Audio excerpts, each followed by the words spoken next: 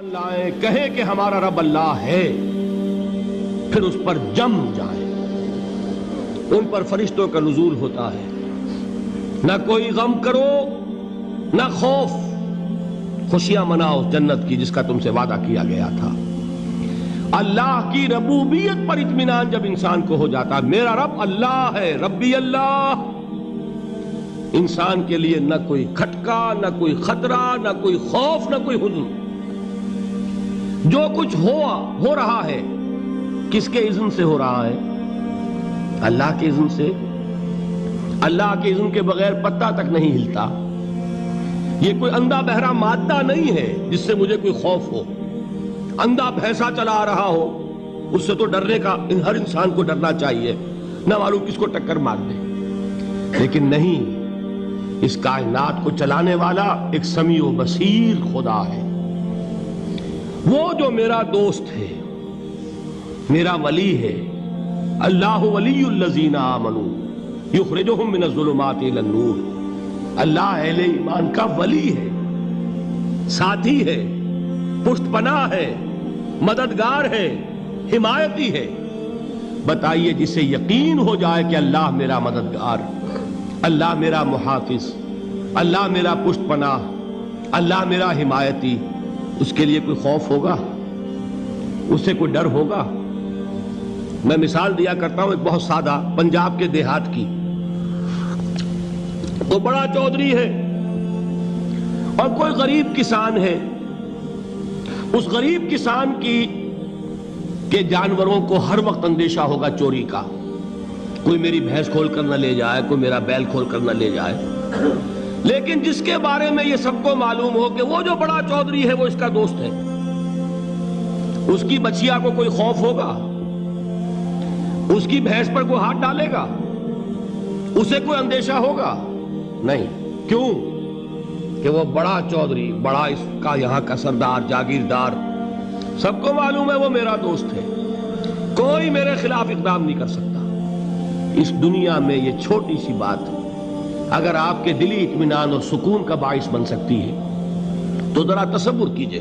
میں لفظ تصور استعمال کروں گا صرف اس لیے کہ اس کا ہم جس کو کہتے ہیں ادراک اور شعور کر نہیں سکتے، اگر کے ساتھ کر سکتے۔ اگر یقین ہو کہ اللہ میرا مددگار اور یقین ہو کہ اللہ ہر آن میرے ساتھ ہے، پھر کوئی خوف، کس کا خوف؟ کوئی شے اللہ سے بالا تر ہے؟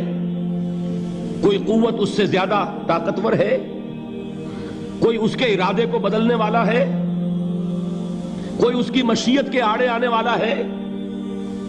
یہی بات ہے جو حضور نے فرمائی۔ یہ ایمان کا حاصل ہے لب لباب،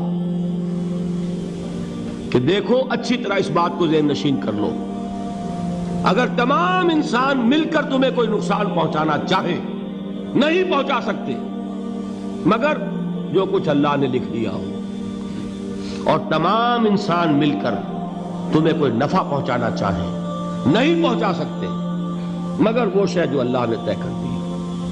آپ پھر میں کہوں گا ذرا طاری کیجئے، اسے فرض کیجئے، اسے سوچئے۔ اگر اس حدیث پر ہمارا دل ٹھکا ہوا ہو تو کسی سے ڈر ہوگا؟ یہ مجھے نقصان نہ پہنچا دے، یہ میری رپورٹ خراب نہ کر دے، یہ میری انکریمنٹ نہ رکوا دے، یہ میرا یہ نہ بگاڑ دے، یہ میرے یہ نقصان نہ پہنچا دے۔ اس کا ڈر، اس کا ڈر، اس کا خوف، اس کی خوشامد، اس کے لیے جا کر طرح طرح سے اپنی عزت نفس کو ذلیل کروانا اس کے سامنے، یہ سب کچھ کیوں کرتا ہے انسان؟ جب سمجھتا ہے کہ اس کے ہاتھ میں میرا کوئی نفع ہے، اس کے ہاتھ میں میرے لیے کوئی ضرر ہے، یہ مجھے کوئی غضب پہنچا سکتا ہے، یہ مجھے کوئی نقصان پہنچا سکتا ہے، یہ میرا کوئی کام بنا سکتا ہے، یہ میری کوئی ضرورت پوری کر سکتا ہے، اسی کا نام شرک ہے۔ جہاں آپ نے یہ سمجھا کہ غیر اللہ کے اندر کوئی طاقت موجود ہے وہی شرک ہے۔ بتوں سے تجھ کو امیدیں، خدا سے نومیدی، مجھے بتا تو صحیح اور کافری کیا ہے؟ شرک تو یہ ہے جس پر بھی تمہیں یہ خیال ہے، کلمہ ہے یہ کلمہ سوم، لا حول ولا قوت الا باللہ، ذرا اس پر دل کو کبھی اگر آپ تصور کریں، پھر فرض کریں، دل ٹھک جائے اس پر، کوئی طاقت نہیں۔ یہی بات تھی جو شیخ عبد القادر جیلانی رحمۃ اللہ علیہ نے اپنی وصیت میں اپنے بچے سے کہی. 11ویں دینے والے ہیں، لیکن حضرت شیخ عبد القادر جیلانی کی وصیت اور تعلیمات کو کتنے لوگ ہیں جو جانتے ہو؟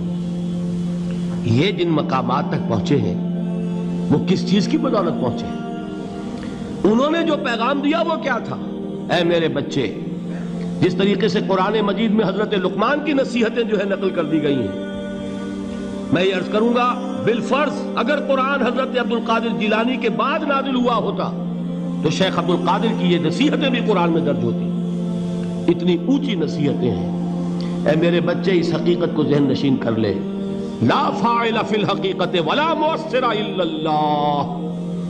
اس کائنات میں نہ کوئی فاعل حقیقی ہے نہ مؤثر حقیقی ہے سوائے اللہ کے. کسی شے میں کوئی تاثیر نہیں اگر اللہ نہ چاہے. آگ جلا نہیں سکتی اگر اللہ نہ چاہے. پانی ڈبو نہیں سکتا اگر اللہ نہ چاہے. زہر ہلاک نہیں کر سکتا اگر اللہ نہ چاہے. کوئی چیز فائدہ نہیں پہنچا سکتی اگر اللہ نہ چاہے. تو در در پہ کیوں سر جھکاتے ہو؟ در در پر کیوں جبیں سائی کرتے ہو؟ سب کے سامنے کیوں ہاتھ پھیلاتے ہو؟ ایک اللہ سے مانگو. ایک اللہ کے سامنے زمین پر اپنی جبین رکھو. لا فاعل فی الحقیقت ولا مؤثر الا اللہ.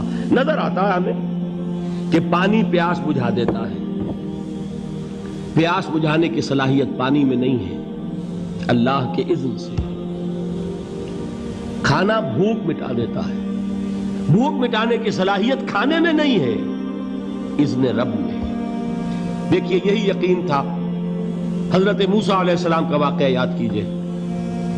سامنے سمندر آ گیا ہے، قوم دیکھتی ہے پیچھے کہ گرد و غبار کا طوفان ہے. معلوم ہوا کہ فرعون اپنے لشکر سمیت آ گیا ہے. لشکر جب چلتا تھا تیز رفتاری کے ساتھ تو گرد و غبار کا جو طوفان اٹھتا تھا اس کا تصور کیجئے. اور لمحہ بلمحہ وہ قریب آ رہا ہے. پوری قوم نے کیا کہا؟ اے موسیٰ انا لمدرکون، اے موسیٰ ہم کو پکڑے گئے. قرآن مجید نے تو یہاں وہ باتیں نہیں لکھی ہے، لیکن تورات میں یہ درج ہے کہ بنی اسرائیل جھگڑنے لگے، دست و گریبان ہو گئے موسیٰ کے ساتھ. موسیٰ ہمیں یہاں مروایا لا کر، اس سے تو ہم ہی بہتر تھے. وہاں کھانے کو ملتا تھا، زندگی تو تھی، بیگار ہم کر رہے تھے، موت تو نہیں تھی. اب جو کچھ ہوگا اس کا تصور کرو، جس طریقے سے ہمارے ٹکڑے اڑائے جائیں گے. تو لڑ رہے ہیں حضرت موسیٰ علیہ السلام سے. یہ تورات کی تفصیل ہے. قرآن میں صرف اتنا آیا ہے، پریشان ہو کر انہوں نے کہا انا لمدرکون، موسیٰ ہم تو پکڑے گئے. اس وقت موسیٰ کا جواب کیا ہے؟